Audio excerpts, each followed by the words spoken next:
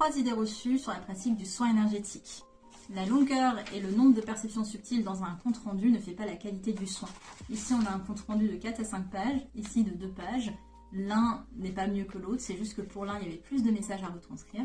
Pour l'autre, il y avait plus de process énergétiques à mettre en place. Deuxième idée reçue, un premier soin ne veut pas forcément dire un soin de surface, et d'avoir une pratique de soin régulière ne veut pas dire qu'on va aller de plus en plus profondément dans les process. Parfois c'est le cas, mais parfois pas tant. Il m'arrive souvent d'avoir des premiers soins avec des personnes où on est direct dans des processus hyper profonds de mémoire, de karma, etc.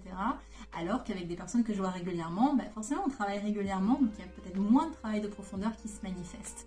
A l'inverse, on a aussi des soins de surface pour des premiers soins, et des soins de profondeur pour des soins un peu plus réguliers, mais c'est pas toujours le cas, et c'est pas une vérité absolue.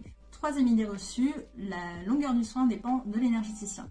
C'est faux, c'est vraiment le corps de la personne qui va décider de la longueur du soin, et c'est à l'énergéticien aussi de repérer quand est-ce que le corps ne peut plus assimiler d'autres travail énergétique parce qu'on en a trop mis, ou quand il sent simplement que le corps en a assez, qu'il a assez travaillé, et qu'il sent qu'il a atteint sa limite d'intégration de process énergétiques. Dans tous les cas, c'est le corps de la personne qui décide de la longueur du soin. C'est pour ça qu'on peut avoir des soins d'1 heure, comme des soins de 30 à 20 minutes parfois. Ça dépend du travail qu'on va mettre en place, mais aussi du temps qu'on va mettre pour se connecter à la personne. Vous avez des corps qui ont besoin d'être plus rassurés que d'autres quand on arrive dans le process de soin.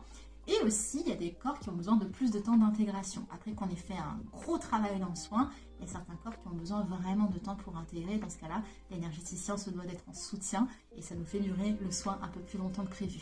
Mais dans tous les cas, c'est vraiment pas l'énergéticien qui va choisir la longueur du soin.